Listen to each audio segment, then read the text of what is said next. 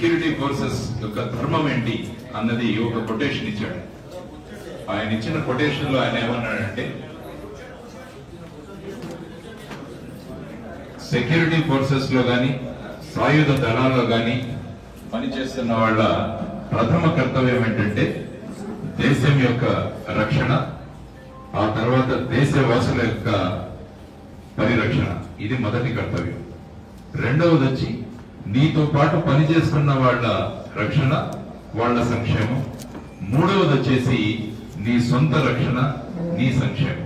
ఈ మూడు రకాలుగా ఆయన డివైడ్ చేశాడు. మొదటిది దేశం, రెండవది మనతో పనిచేస్తున్న వాళ్ళు, మూడవది వచ్చేసి నీ యొక్క సంక్షేమం. వరప్రసాదం చూసుకుంటే ఆయన దీన్ని ఖచ్చితంగా నెరవేర్చాడనమాట. మొదటి మా దేశంలో ఉన్న మావోవాదులు సెక్యూరిటీ ఫోర్సెస్ మీద ఈ విధంగా అత్యాచారాలు చేస్తూ వాళ్ళని చేస్తున్నారని చెప్పి సెలవులో ఉన్నా కూడా డ్యూటీలో హాజరై దేశ రక్షణ నా ముఖ్యం అని చెప్పేసి డ్యూటీలోకి అక్కడ డైరెక్ట్ గా దిగాడు. ఇంతటి జరిగి హెలికాప్టర్ వెళ్ళిపోయిన తర్వాత కూడా తనతో పాటు ఉన్న నలుగురు, నా రక్షణ ముఖ్యం కాదు, మీ నలుగురి జీవితాలు ముఖ్యమని, ఈ నలుగురిని మీరు దక్షిణ దిశగా వెళ్ళండి, నేను ఎదుర్కొంటానని వాళ్ళ సంక్షేమం కోసం, వాళ్ళ రక్షణ కోసం పాటుపడ్డాడు.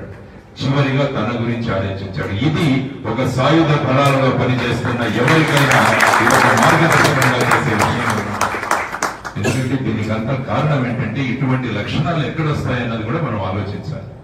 ఈ రోజు ఎంతో మంది ఉన్నాం మన సెక్యూరిటీ ఫోర్సెస్, కానీ కొంతమందిలోనే ఇటువంటి త్యాగం చేసే గుణాలు ఎందుకు వస్తాయంటే వాడు పుట్టిన స్థలం, పుట్టిన కుటుంబం, ఈ రెండు కూడా చాలా ముఖ్యంగా. వరప్రసాద్ పుట్టింది మంగళగిరి 6th బెటాలియన్ లో పుట్టాడు. అంటే మనం ఏ ప్రాంతంలో పుడతామో ఆ ప్రాంత పరిస్థితులు కూడా మన జీవితాన్ని ముందుకు నడిపిస్తూ ఉంటాయన్నమాట. చిన్నతనంలోనే పుట్టిన పరిసరాలు ఒక వ్యక్తి యొక్క వ్యక్తిత్వం మీద ఎంతో ప్రభావాన్ని కలుగజేస్తాయన్నమాట.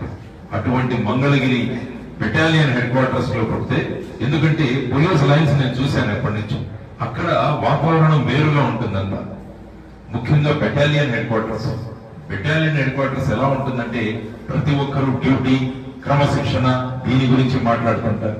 కాబట్టి ఆ వరప్రసాద్ అమ్మ కడుపులో ఉన్నప్పుడే ఈ క్రమశిక్షణ, ఈ ధైర్యం, త్యాగం ఇవన్నీ కూడా ఆ బెటాలియన్ హెడ్ క్వార్టర్ లో నేర్చుకున్నాడు. అక్కడ పుట్టాడు. కుటుంబం చూడండి, నాన్నగారు వెంకటరమణ గారు, ఆయన retired ARSI, arm reserve sub inspector. అంటే నరాల్లో కూడా క్రమశిక్షణ అంటే ఏంటి, త్యాగం అంటే ఏంటి అని తెలిసిన వ్యక్తి. కాబట్టి అటువంటి పరిసరాల్లో, అటువంటి కుటుంబంలో పుట్టిన వ్యక్తి ఖచ్చితంగా దేశం కోసం, దేశ రక్షణ కోసం సాధించేవాడే అవుతాడన్న దాంట్లో ఎటువంటి సందేహం మనకు లేదు. అటువంటి ఉదాహరణని మనందరి ముందు వరప్రసాద్ మనందరికీ ఉంచాడనమాట. అందుకని ఒక సినిమాలో డైలాగ్ నేను చూస్తాను, నేను చాలా తక్కువ సినిమాలు చూస్తాను. అందులో విక్రమార్కుడు అని ఒక సినిమా చూశాను. ఆ విక్రమార్కుడులో ఒక డైలాగ్ నాకు చాలా బాగా నచ్చింది. నేను చనిపోయేటప్పుడు నా చెయ్యి నా మీసం మీద ఉండాలి, నా ముఖంలో ఉండాలి.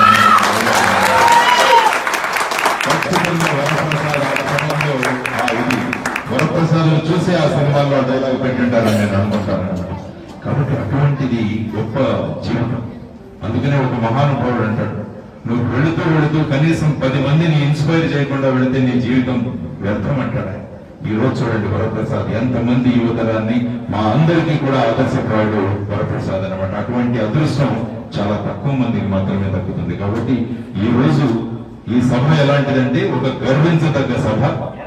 మనలో ఉన్న వ్యక్తి ఒక అతి ఉత్తమమైన స్థానానికి వెళ్లి ప్రపంచానికంతా మార్గదర్శనం చేస్తూ నన్ను అనుసరించండి అని చెప్పి ముందుకు వెళ్ళిపోయి పైనుంచి మనలందరినీ చూస్తున్న గొప్ప వ్యక్తిత్వం వరప్రసాద్.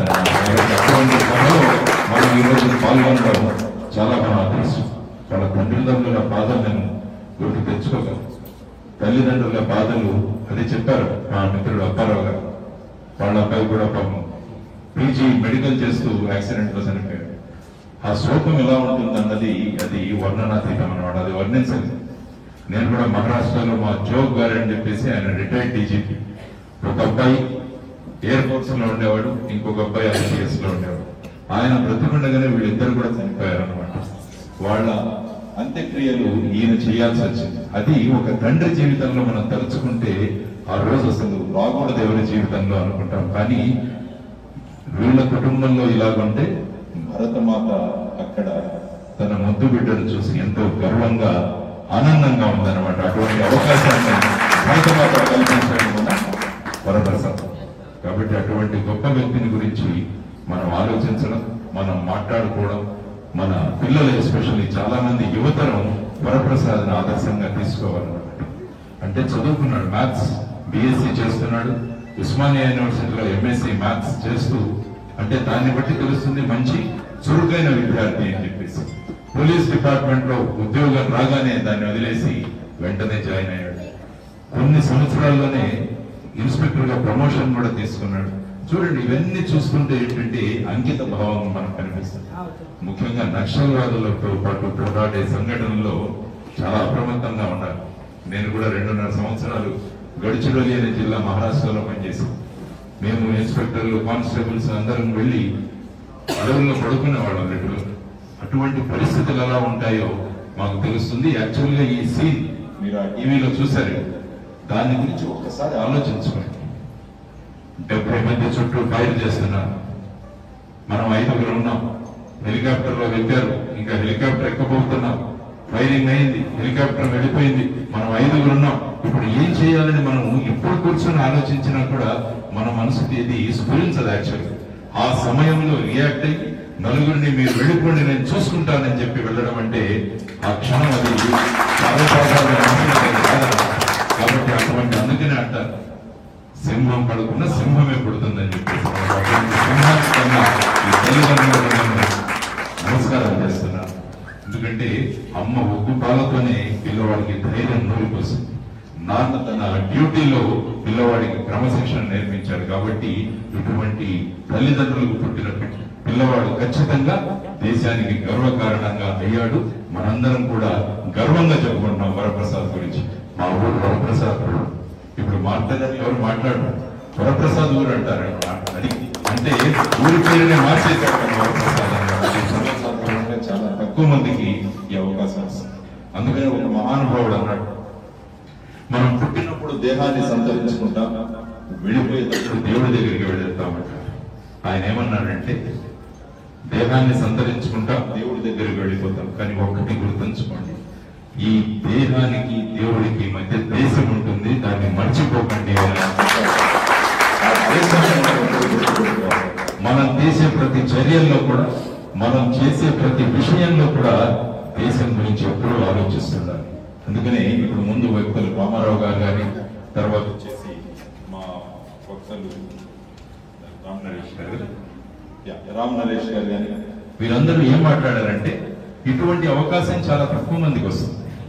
కానీ మనం ప్రతి ఒక్కరం కూడా మనం నిత్య జీవితంలో కనుక ఇటువంటి విషయాలను దేశం గురించి ఆలోచించడం మొదలు పెడితే ఖచ్చితంగా దేశం ముందుకు వెళుతుంది. వరప్రసాద్ లాంటి అవకాశం చాలా తక్కువ మందికి వస్తుంది. కానీ ప్రతి ఒక్కరూ కూడా వాళ్ళ నిత్య జీవితంలో వరప్రసాద్ను ఆదర్శంగా తీసుకొని వరప్రసాదే అంత చేయగలిగాడు, మనం ఆ స్థాయిలో కాకుండా మన స్థాయిలో ఏదైనా చేయగలమా అన్నది ప్రతి ఒక్కరూ ఆలోచించిన రోజున చూడండి దేశం ఏ విధంగా మారిపోతుంది. కాబట్టి మనం చేస్తున్న ప్రతి చర్యలో కూడా దేశం గురించి ఆలోచించండి. దేశం కోసం నేనేం చేస్తాను అన్నది చాలా ముఖ్యం. నేను చెప్పాను రామ్ నరేష్ గారు, దేశం కోసం నువ్వేం చేస్తున్నావు అన్నది ఆలోచించు. మనం ఎప్పుడు గవర్నమెంట్ ఇది ఇవ్వలేదు, గవర్నమెంట్ అది చేయలేదు, దీని గురించి ఆలోచిస్తున్నాం. కానీ నువ్వేం చేస్తున్నావు అని ఒక్కసారి ఆలోచించుకుంటే మన అందరి కలెక్టివ్ ఎఫర్ట్స్, మనం అందరం కలిసి ఎప్పుడైతే పని చేస్తామో అప్పుడు ఖచ్చితంగా దేశం ముందుకు వెళ్ళగలదు. ఈ సందర్భంలో మనం అంత నిర్ణయించుకోవాలన్నమాట. వరప్రసాద్ చేసిన త్యాగాన్ని మేము వృద్ధంగా పని, వరప్రసాద్ మా స్ఫూర్తి, వరప్రసాద్ స్ఫూర్తితో ప్రతి క్షణం మేము చేసే ప్రతి కార్యంలో కూడా వరప్రసాద్ను గుర్తు చేసుకుంటూ మేము ముందుకు వెళ్తామని మనం అనుకున్న రోజున ఎంతో గొప్పగా ఉంటుంది. వాడు ఊరికి వెళ్ళాను, నేను ఇంటికి కూడా వెళ్ళి కలిసి వచ్చాను. వాళ్ళ అమ్మ నాన్న, తర్వాత కళావతి అమ్మ, వాళ్ళ సిస్టర్ కానీ వీళ్ళంతా కూడా బాగా పరిచయం. వీళ్ళు కూడా వరప్రసాద్ని ఎంతమందికి ఆదర్శంగా అవుతాడన్న తపనలో ఉంటారు. వీళ్ళంతా వరప్రసాద్ను ముందు పెట్టుకుని వీళ్ళేమి ఇది అనుకోరు. అసలు మా అన్న, మా తమ్ముడు, వీళ్ళంతా మా అబ్బాయి, వీళ్ళంతా కూడా ఇంకా ఎక్కువ మందిని ఇన్స్పైర్ చేయాలని చెప్పేసి ఇటువంటి కార్యక్రమాలు మనం ఏర్పాటు చేస్తాం. చూడండి, ఆయనకు వచ్చింది అశోక చక్ర, అది హైయెస్ట్ సివిలియన్ అవార్డు. మీరు బాంబే అటాక్స్ తీసుకుంటే 2008వ సంవత్సరంలో వాళ్ళు పాకిస్తాన్ నుంచి వచ్చి అటాక్ చేసినప్పుడు మా మిత్రుడు, మాతో పాటు పనిచేసిన వాళ్ళు హేమంత్ కర్కరే గారు కానీ, తర్వాత వచ్చేసి మా మిత్రుడు విజయ్ సాలస్కర్ గాని, అశోక్ కాంటే గాని, వీరందరూ కూడా ఆ దుర్మార్గుల దీంట్లో చనిపోయారు.